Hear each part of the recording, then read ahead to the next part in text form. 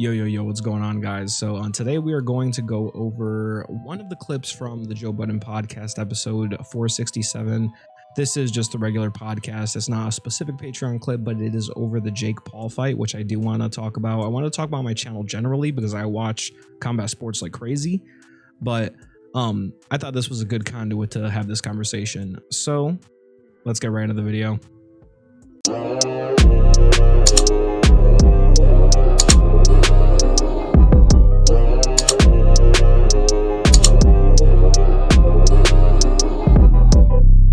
So this is from episode 467 of the Joe Budden Podcast. It's towards the end of the podcast, starts around an hour, 25 minutes is the discussion. I don't necessarily agree with them. I watch combat sports a lot more than they do, and I did martial arts for years. I did some of this stuff for a while, so I definitely have a different take than other people. If you guys like the video, please like, comment, subscribe. I appreciate all you guys that are subscribing to the channel. Definitely want to get that number up, see how many more people I can reach out to, and see how many more people like the content. So let's get this started. What we got? You want to break down the fight for us? I ain't watched the fight. I'm not watching. I ain't watched that shit neither. The Jake Paul, I didn't watch this shit. I was reading commentary saying it was rigged. Yeah, that's all I heard. I saw Homeboy almost knock him out like 4 times. All these shits is rigged. Yeah, but I mean, like, it's like blatantly rigged from what I'm reading with these two. Oh, with anything involving him right now. We read that about all of his. Yeah, that's what I'm saying. I don't care about this white boy. I don't. I don't. I don't care. Nothing you can say to make me care. Nothing. They're trying. Yo, you can fight. Yo, he's really not. I know. I don't. Yo, he got an LED scrolling across his. All right. Yeah, he's getting that bag. That's smart. It's not smart. Ice. It is smart. Whoever The LED Jake Paul. Shorts paid some money to have that LED sign scrolling across this nigga's shorts. It just say his name. Jake Paul. Which means it can say anything that the advertiser wants it to say in the middle of a super duper bigger fight. Not this shit. I'm talking about a real fight. The next Pacquiao fight or some shit like that. That's monster advertising. Got it. What's the last joint that they had when you came in here and talked about all the ad dollars that were spent with him and Floyd? Remember? Yeah, they make a lot of money. I just don't give a fuck about these.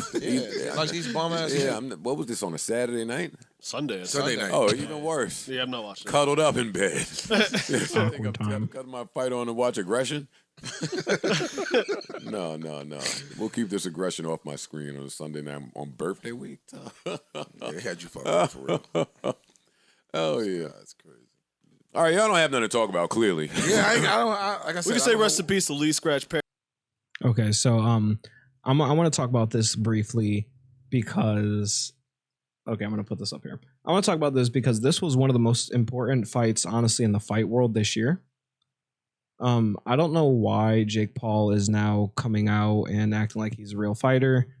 He's fighting people that are unretired. He's fighting people that aren't boxers. But one thing in common with everyone he fights is he is massively bigger than them. If you look at pictures of them standing like next to each other, I'll show you. Paul is way bigger than Woodley.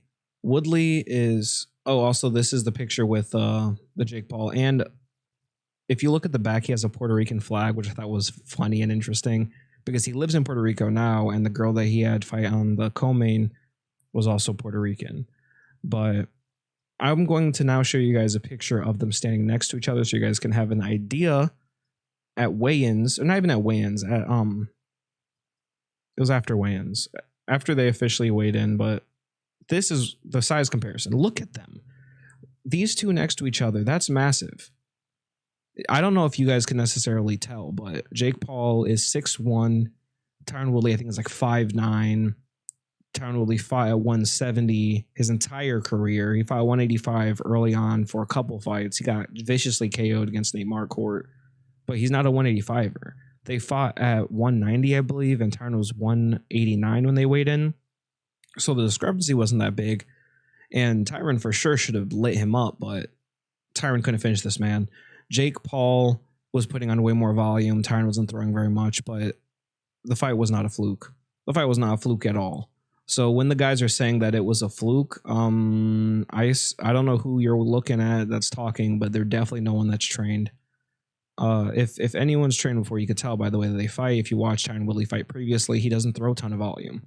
And for whatever reason, he didn't carry that into his boxing career. It's not like he's just going to do that naturally. When you strike, you have a certain pattern that you're used to striking, and you're not just going to break that pattern suddenly, especially when you're 39 years old. So the fight wasn't fixed, not by a long shot. Tyron Woodley lost, I thought. He lost 6 rounds to 2. Let me know what you guys think down below, because Tyron Woodley was pretty upset after this fight, and he talked about getting the tattoo. Ugh, so cringy. I definitely think Jake Paul is going to be looking for an actual fight next. After this, he's looking for. They're talking about the Tyron Woodley rematch. I don't think that's going to happen. I think he's going to be looking for somebody like a Nate Diaz, a Conor McGregor, a Nick Diaz. I don't think he's going to be going to a boxer yet, unless it's somebody that's retired. So that's my take on this. It's a quick one today. If you guys like this video, please like, comment, and subscribe. And I'll catch you guys in the next video. Peace.